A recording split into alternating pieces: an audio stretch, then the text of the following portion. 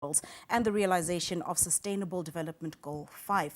The compact is meant to ensure that women and girls realize their full potential in a violence-free, gender-responsive and inclusive society. Now, today's program, of course, is brought to you courtesy of our partners at Spotlight Initiative, together with its partners, the Government of Zimbabwe, through the Ministry of Women Affairs, Community, Small to Medium Enterprises Development, as well as the United Nations with the European Union, with a goal to eliminate violence against women and girls. And as I mentioned earlier, I will be joined by a panel in studio. Allow me to introduce them to you. We begin, of course, with Lillian Matsika-Takaendesa, and she is the Chief Director in the Ministry of Women Affairs, Community, Small to Medium Enterprises Development. Lillian, welcome. Thank you, Candice. Thank you. We have Alois Nyamazana, who is Civil Society Reference Group Male Engagement Seat. Alois, good morning. Good morning. Thank you so much, Candice. Thank you for joining us. And of course, we are also joined by Tafadzwa Muvingi, who is the Deputy Resident Representative Program AI at UNDP. Good morning to you, Tafadzwa. Good morning, Candice. Good morning, fellow panelists. Now, thank you very much for joining us. And I think I just want to start off maybe with just a general framework of what this particular document means to each of you in your different seats. Tafadzwa, I will start with you. Thank you very much. I think for us from the UN, this is a very important document that was signed, as you have indicated, by His Excellency, the President of Zimbabwe, signifying and reinforcing the commitment to implementation of many, many instruments that endeavor to chart a way forward for girls and women so that we live in a violence-free society. For us, it's very important in the sense that it provides a framework through which we can accompany the government of Zimbabwe to achieve its aspirations as outlined in the National Development Strategy, but also in other frameworks. Thank you. Thank you. Alois? Yeah, this is a very critical document, Kenji, because it actually signals the commitment by all stakeholders. Because as you're actually introducing it, we spoke about political leaders, spoke about government, spoke about civil society, traditional leaders. You will see that these are the key stakeholders in terms of addressing gender-based violence. And for us as civil society, I think for the past several years, since about the early 1980s, we have been advancing issues around gender equality, ending gender-based violence. So when our leaders come together to just show their commitment, I think it's a sign that at least we are going somewhere. Lillian? Okay, for the government of Zimbabwe, this is a very important document because it signifies the commitment at the highest level by, you see, the president is the one who signed it with other stakeholders. And that actually also signifies the importance of security issues around women and girls. Also, we find that I'm coming from the Ministry of Women Affairs, as if you are indicated, and it is our role as the ministry to coordinate all gender work or women empowerment work. And that document actually gives us the power to do our coordination role among all the stakeholders that way, who were part of the people who signed the document. And that also helps us even when we want to lobby for increased budgetary from the Ministry of Finance, because we have to implement what was signed for. So this is also a very important document for us, for our advocates' work, for the implementation of the work, but on the coordination role of the Ministry of Women Affairs. Thank you. I just want to find out from you, in the ministry, this document, how does it possibly influence the direction that you take in terms of the initiatives to engage in and how you go about rolling them out? Yes, Candice, it does, because it has an action plan. So the action plan actually influences how we are going to operate as the ministry, how we are going to implement different programs as a ministry, but also how we are going to work with different partners who were part of the signatories to that document. So it provides us a roadmap of how we want to fight GBV and other harmful practices that are in our society. Alois, talk to me about the role that you play as civil society reference group. I mean, we use specifically male engagement, but where do you guys come in this conversation of ending gender-based violence? So as civil society reference group, we actually work with all stakeholders under the Spotlight Initiative of United Nations and European Union. So in other words, we are complementing the efforts of both government, the efforts of United Nations and other civil society groups that are working on ending gender-based violence. So basically our role is to offer technical support, offer advice, because as civil society, we are more closer to the people. We work with people every day, and based on what we pick on the ground, as we are doing our work, we come up with some interventions, some recommendations in terms of how we should address the problem of gender-based violence. So as civil society reference group, our role mainly is about providing some recommendations and guidelines in terms of how we are supposed to program around that. But also specifically spoke about male engagement. So for us, really, I'm actually happy that the political leaders, government leaders, and the traditional leaders are there. And our society is a patriarchal society, which is male-dominated. And when I talk about patriarchy, for me, really, it's one of the main causes of gender-based violence. So if men are then involved in the fight against gender-based violence, then it means we are likely to get little or less resistance because we are now working together. In the past, there was that thing after the Beijing conference, people then started thinking that the issue of gender-based violence is a women issue. And men were then, they were just taking a back seat to say, okay, let's just see what happens. But now it looks like we are now working together. We have realized that this is not a women problem, but a societal problem that has implications on political, social, and economic development of our country. So for us, in the male engagement city, we are saying as men, let's work together. We are happy that there are men who are already working as allies in addressing the problem of gender-based violence. So it means a lot to us. Tafazwa, I see you nodding your head. Do you want to just jump in quickly? Yes, indeed, because I think when we speak about involvement of men, often I think there is the gap that men are left behind. That the new phenomenon now is that the boy child is even left behind. And I think, as my colleague was speaking, that recognition that we need to bring them to the table. We need to bring them to the table because there is a contribution that they can make to this whole conversation and to the achievements that we are aspiring for in terms of eliminating gender-based violence. And much more because it's an all-stakeholder issue. It's a multi-stakeholder issue. It's a whole-of-society issue. And we all need to put our hands on the deck and contribute. Now, you raised something that's very important there. The whole, okay, now the boy child seems to be left behind. A lot of this comes from the nature of the conversations that we have, the messaging around what we are saying when we're saying let's end gender-based violence. It's almost sometimes tends to take a skew on one side. How important, Tafazwa, is it to get our messaging right, to get the way we communicate correct, so that we are ensured that we will have, number one, participation from everybody involved. Like you said, it's a societal issue, but that we are also sending the correct messages to the correct people at the correct time. Absolutely. I think part of our contribution into this whole discourse and into the Spotlight initiative has also been anchored around a lot of research and analysis. And you're right, Candice, we need to nuance our messages and our messaging in the sense that we need to remove the accusatory aspect in our messaging, but rather to bring in a nuanced messages that will indicate that we are all contributors, including the boys, including the males, including the females, including the traditional leaders. And I think when we come to the correct messaging and to the correct perspective in terms of looking into the issue of ending gender-based violence, we will certainly make and contribute to more strides. Lillian, you want to add on something? Yes, I just wanted to add to what my fellow panelists have said, that we have noted that with concern that when people talk about gender-based violence, they just think of women, and they just think of men as perpetrators.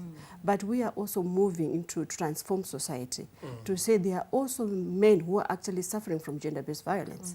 And we want also to cater for those men, because gender does not mean only women. So we want to bring everyone who is suffering from gender-based violence, men, boys, girls and women, and even the elderly as well. We have had instances where elderly women have been raped, you know. So we are bringing, you know, the whole society approach. And we also want to say, we also want to transform society. We want to transform the men that have been perpetrators. Let them be transformed, let them change to positive masculinity, and let them also become change agency, and they become actually male gender champions. So the issue of male involvement in the Ministry of Women Affairs is very key, because we know that we need the whole of society. We need also to look at individuals, case by case, who has been perpetrated against, who is the perpetrator, either men or women, but we are also catering for all the gender groups that are in society. Now we have, as a society, we have a major challenge, which also speaks to the point of communication. When we have documents such as this one, for the layman, the laywoman, such as myself, we get caught up in the jargon, and it remains simply a document to us. How do we start to trickle it down, break it down in a way that everybody understands and therefore is invested and starts to take up a role? Lily, let me come back to you. Okay, you are very right by saying that. I think our role as the ministry, you'll find that the ministry is represented up to the ward level. We had what we call community development coordinators, who are actually in the village. We need those people to be equipped with the document, but with a document that is user-friendly to the consumers of the information. So we need to do, you know, to simplify the information, remove jargon, let it be the everyday language that people use, so that they'll be able to use it. They can actually use it also as an advocacy tool within the communities where they are. But we also want to translate the language into vernacular. You know, so that it is also, people are able to use it in their respective languages. But also the issues of persons with disability, we need to translate it into Braille and other, you know, forms that cater for persons with disability. And we need to run, whether it's road shows, high level or even community level awareness raising meetings and workshops, so that people actually get to understand that this is their document. It's not a government document. It's the document for the people that has to be used by the people themselves. So what you have, you know, everyday lives. Yes. What about getting access to the document? How accessible is it? Like I mentioned, like I said, that we have people who are at the ward level. We can distribute the document from the to the provincial level, to the district level, and to the ward level. So this is also part of the beyond spotlight, that work that we are going to be doing, to make sure that the document is distributed all over. But we also want to say this radio and TV is also very important in disseminating the document. These panels are very important. We want next time to find community people at a panel where they're actually discussing the document. That will actually say people have now understood what is in the document. Yes. Alois? I want to agree with what she's saying. I work with men mostly, and what I've noted is that people want us to speak to them in the language that they understand. That is the most important. So for us, really, when we are working, we raise awareness on issues like Constitution, like Section 56, Section 17, and all other gender-related sections. And also, this is one document that I think we also need to talk to them, even the wider society, but in the language that they understand. So for me, really, it's not about trying to highlight the technical jargons that are there, but to reflect on the document and interpret it in a manner that they understand. So usually when I'm talking to men, for me, really, we just read as if we were reading a book, then you start reflecting on it. What does it mean? How do we apply it in real life situations? And sometimes, you know, we make it more practical. For example, your chief has endorsed this. What does it mean to you? The chief are the custodians. And if your custodian of your culture is supporting this, what does it mean to you?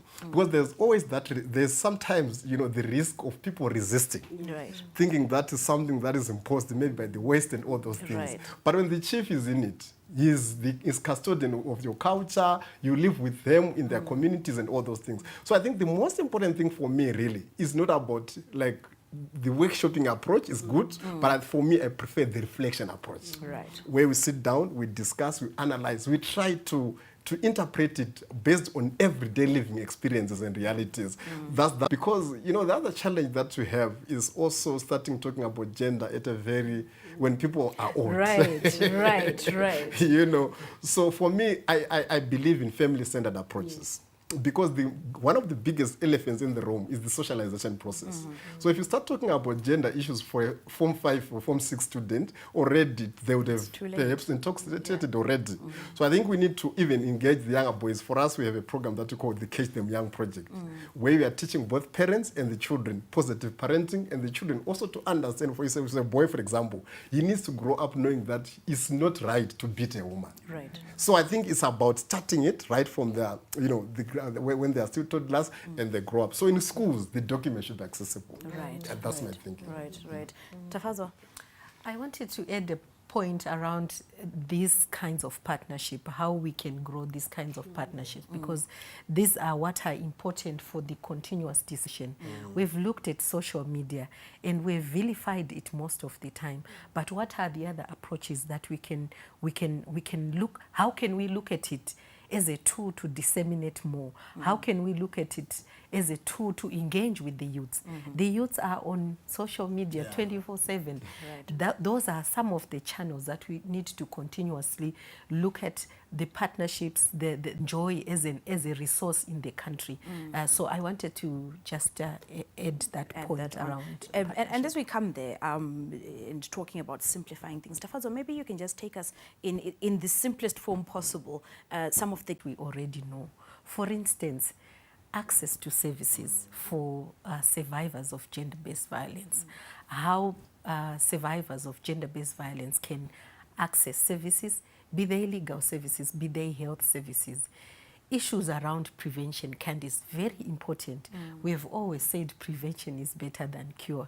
It's better to deal with an issue before it happens rather than to take remedial course.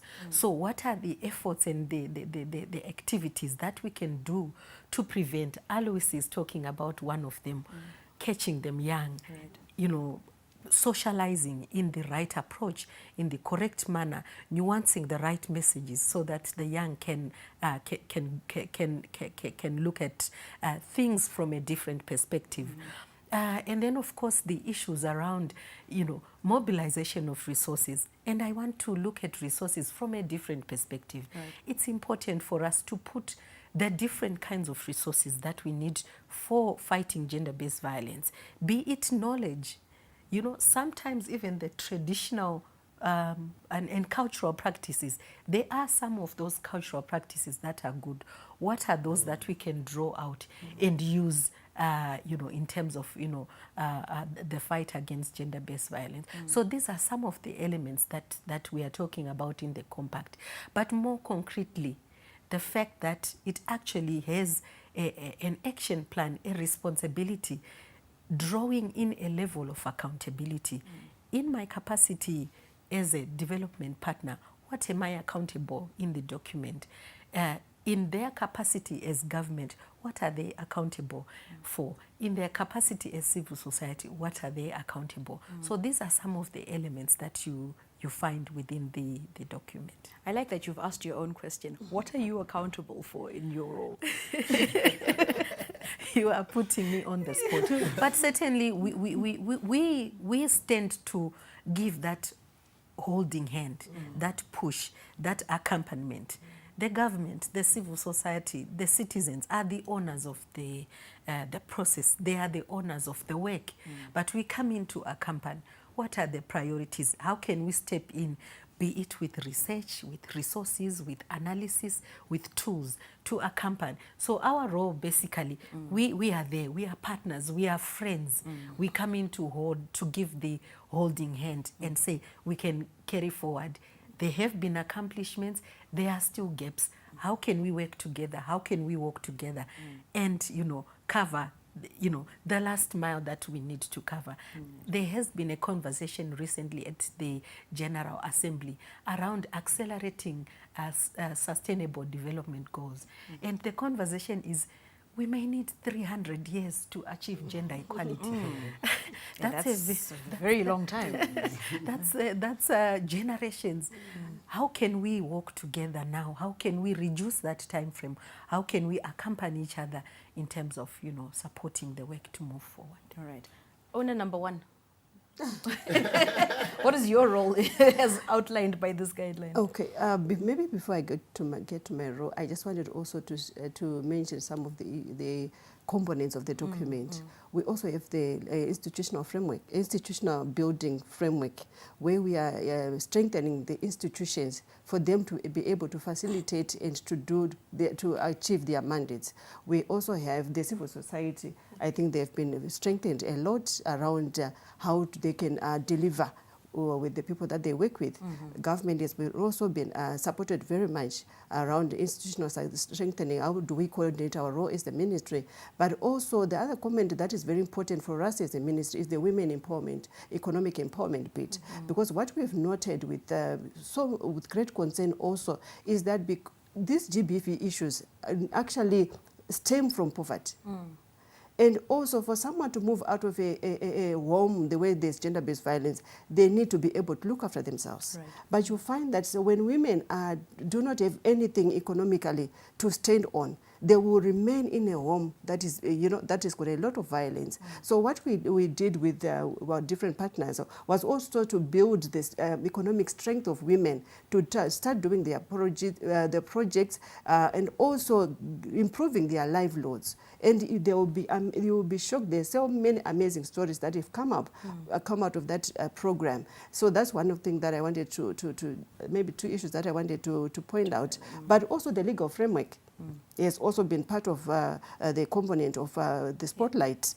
And also you have come up with different legal frameworks that protect women and girls, or that also protect people in the public sector against sexual harassment. We also have a GBV strategy that we are just going to launch maybe in the end of this, through October. And we also have the Women in Politics 1325. Yes. The resolution that we've also we now waived, or will be also launching maybe in the near future. What I wanted to also to point out is that generally you will find it was sort of it provided a whole of society, whole of government approach. So you'll find all these documents that the legal framework is what TAFAZA is noted also come from that kind of interaction and partnership, where the whole society is playing its part, government is playing part, different sectors are playing their part. Then what is our role as the ministry? I've talked about the coordination role of the ministry. We are now coordinating the implementation of the HLPC. All those are the components that we talked about. We coordinate all the players that are in the field of fighting gender-based violence and other forms and harmful practices. So we coordinate at national level. We coordinate at provincial level and at district level. The other role that we have is to ensure that there's also accountability of all the stakeholders, because they signed a compact. Right. We need to know that how are they doing it. How are they doing, and what are the challenges that they are facing? But maybe our role also is about monitoring and evaluation.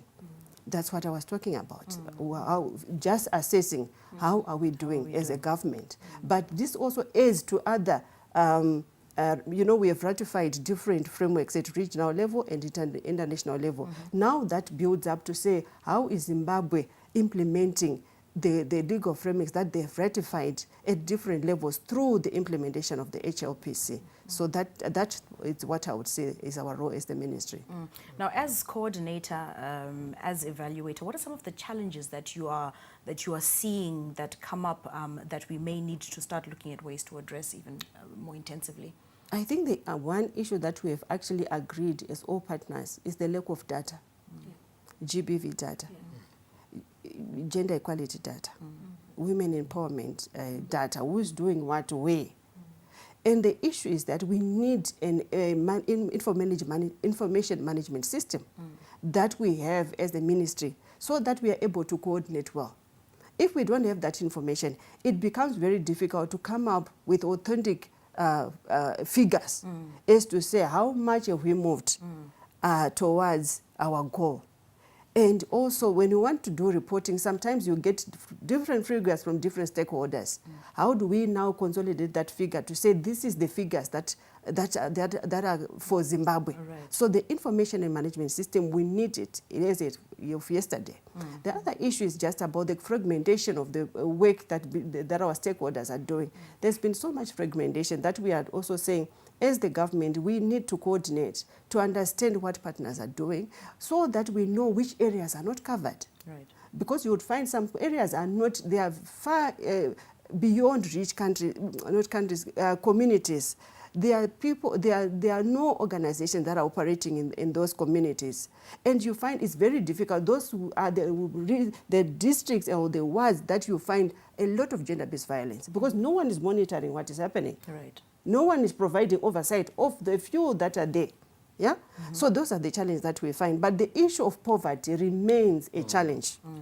As long as we have poverty among communities, the issue of poverty always causes economic violence, yes, but also physical violence. Right. You know, and the issue where you find the gender roles have changed. There's a lot of informalization. There's a lot of men who are in informal jobs that are no longer there. And the shift needs, people need counseling. Now they are the ones who are being left to look after the children, Right. where the woman goes to Musika. And that creates, Friction. So those are some of the issues. But the issue also, the one thing that we also want to highlight is that funding of gender-based violence, funding of gender work has actually gone down. Right. So we need also people to realize that we still have a problem and we still need funding for prevention and for response. Thank you. Alois, very quickly, I do want to come to you. And yes, we've talked about hurdles and there have been challenges and it's not going to be a smooth road, but surely we have one or two wins. What can you point to as some of the wins since we've had this document and framework in place? I think as a country we've done quite a number of things. For example, actually not specific for this one, but I think what this document is coming for me is to consolidate the gains that are already there. I think we have had, for example, we have one of the best constitutions in the world, which is very progressive in terms of addressing gender-based violence and also in making sure that we address issues around equality and discrimination. So I think this document is actually coming to consolidate the gains that we have the Constitution, and even trying to also come up with, for example, coordination of gender-based violence, access to legal services, access to health. I think we've managed to actually do a lot around those areas. So the document and what it carries is actually a consolidation and also a commitment to just move forward. So for me, really, it's consolidating the gains that are already there and also the willingness to continue working on improvement. For example, I think there's a lot of work that still needs to be done, especially in terms of achieving gender equality. And the document itself, for me, is actually a result that's there because it shows that that's willing to continue taking the conversations forward. So yeah, I think that's what I would say. All right. Tafadzwa, just coming very quickly and very briefly to some of the key areas that were raised as problematic areas. What are some of the ways we can move forward to resolve some of these gaps, especially when we look at issues such as funding and database creations and information collation? So I think certainly there are still gaps, but I think we can come together around issues of mobilizing resources.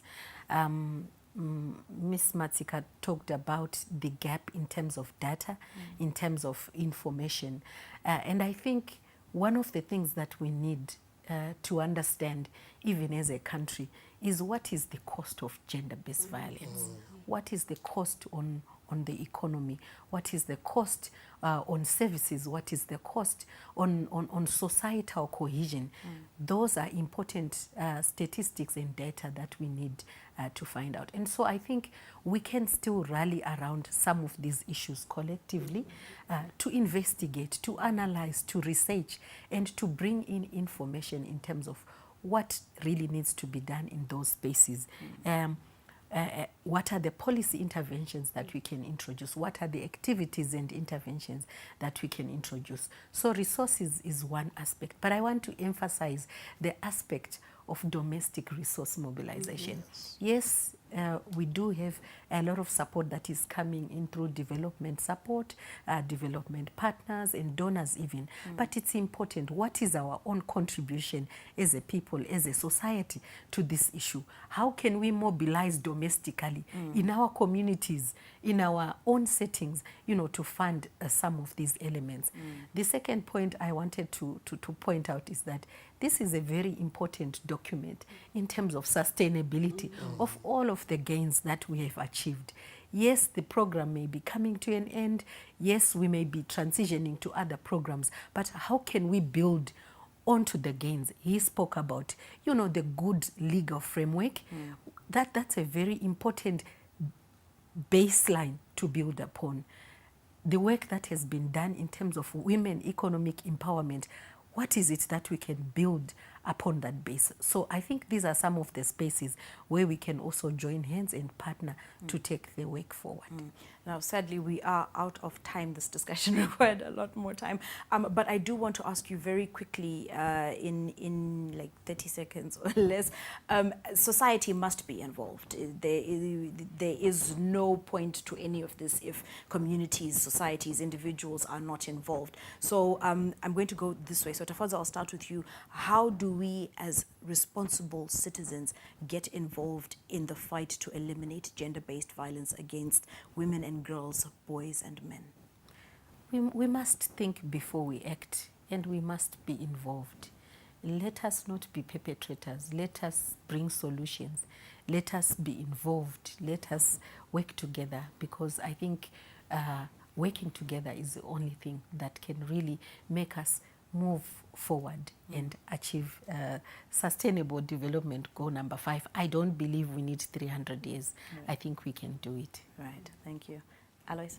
Thank you so much. I think in terms of addressing gender-based violence, I always tell people that it happens in our families, it happens in our communities, and it happens. Sure that we live in peaceful environments. And peaceful environment means, it also means elimination of gender-based violence or elimination of harmful traditional practices. But also adding on to what he has said, everyone who sees gender-based violence happening, there's need for us to report. Let us provide oversight to the communities, to our families as a community, and let us also be responsible citizens. Where we see things happen, let us be able to report, and where there are also people who have been violated, help them to seek assistance. Thank you. I think that's a very good way to sum it up. I cannot add to anything that they have said, but I must thank my guests, Tafadzwa, Alois, and Lillian. Thank you so much for sitting down with us this morning. And thank you for watching. You were, of course, watching that discussion courtesy of the Spotlight Initiative, together with the government of Zimbabwe through the Ministry of Women Affairs, Community, Small to Medium Enterprises Development, as well as the United Nations, together with the European Union. Of course, these discussions are constant discussions that need to continue being had 365 days of the year, and they are important that we start them young. We start them as soon as we possibly can, as soon as our children can understand, by using age-appropriate language, just to make sure that they are equipped with the EQ skills they need to go out and be responsible citizens as they grow older. Now, Friday.